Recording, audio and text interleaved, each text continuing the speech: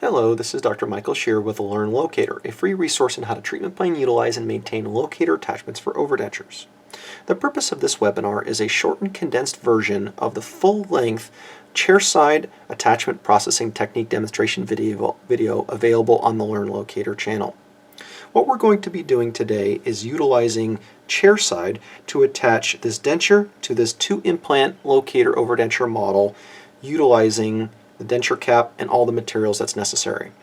We're going to be doing that with just the main steps, just as a short and condensed version for all the busy clinicians that are not available and able to watch the entire video or wish just to reference back to each individual step.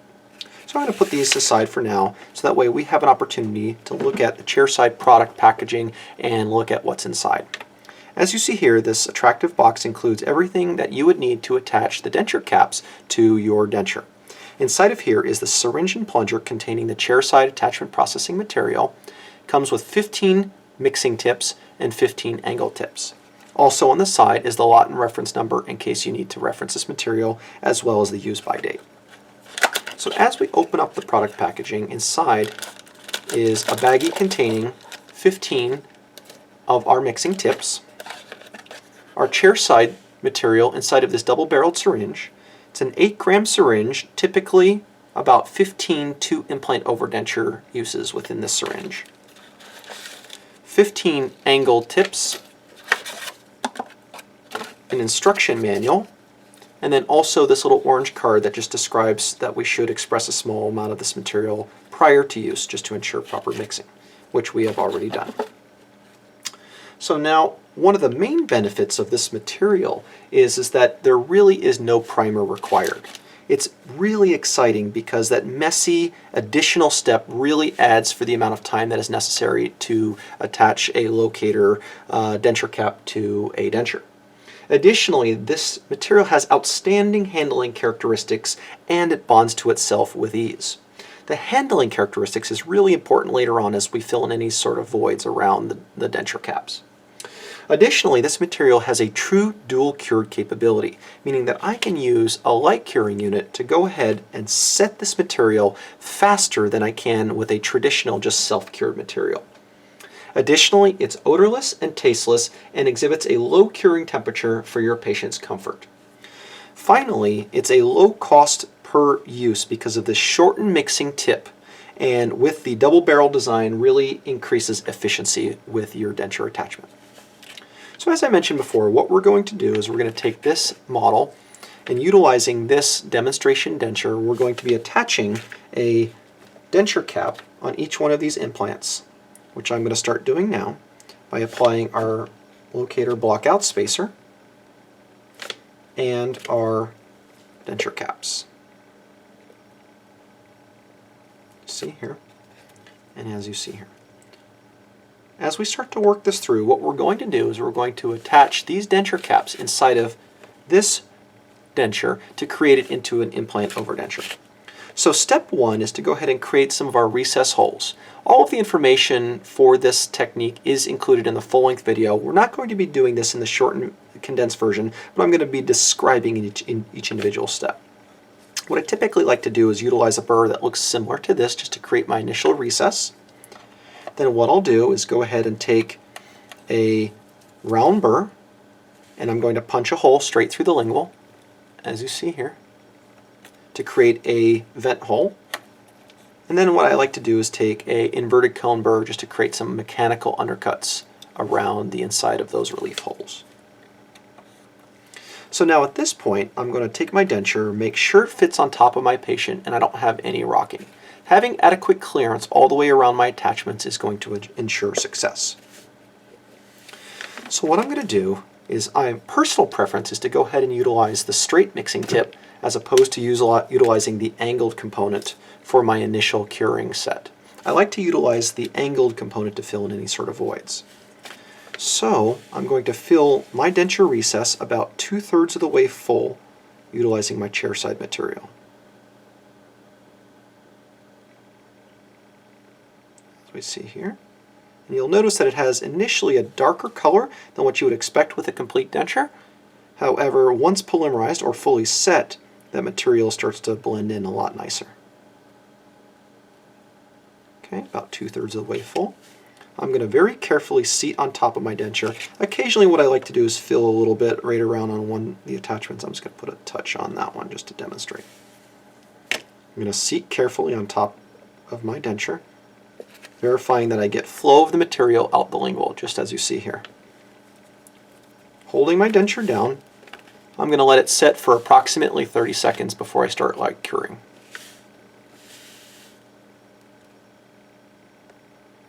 So a part of that relief vent that you see here on the lingual slope is just to make sure that I minimize the amount of resin flash that I get around the intaglio surface of my complete denture.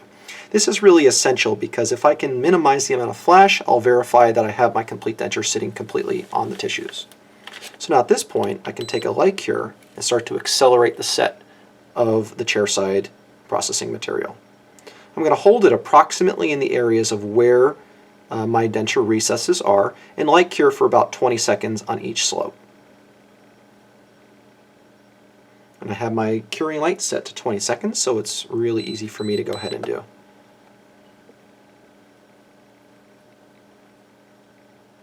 Verifying that I'm holding my denture down the whole time, but for the demonstration purposes of this video, I'm just going to let it sit on top of the model.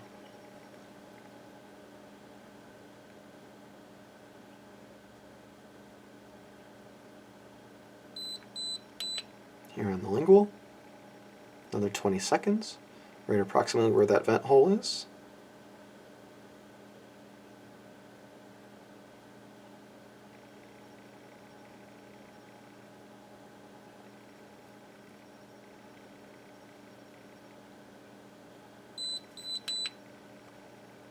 And on the facial.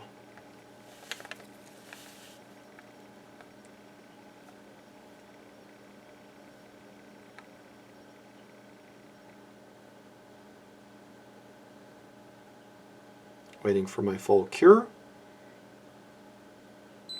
Now we're ready to go ahead and separate. Nice and gently we're going to pop it straight out and pop it straight out, and we've successfully attached it to our complete denture with minimal flash in and around the complete denture. So now at this point, what I'm going to do is start to separate everything, pulling out my spacer and pulling out my spacer and inspecting to see if I have any sort of voids, which I do in one little area right in here, and then a couple little areas right in here. But you can see I don't really have too many voids. I like to alternate between using a mechanical instrument and a burr just to flake off any of this little excess like you see right in here. Like you see in here, just to flake that off. Should come really easily off that excess area. And there we go, clean it off. Good. Now at this point, I'm going to demonstrate like I have a void right in this area as I mentioned before. So I'm going to go ahead and take my denture, set it down for a moment with my little angled tip. And this angled tip really is just a super nice feature because what I can do is just very carefully inject along that slope without having to fuss. I don't need an additional instrument, but I literally just paint it right there.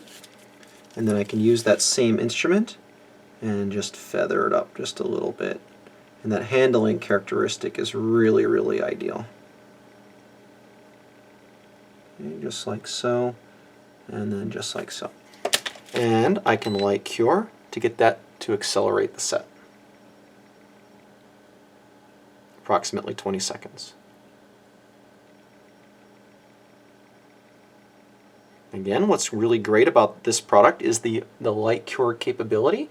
No primer, the handling is excellent, it will bond to itself without any trouble. If you do get a little bit of saliva on the actual chairside product, you can just go ahead and dry it off and it'll be really easy to get the rest of the components to bond to itself.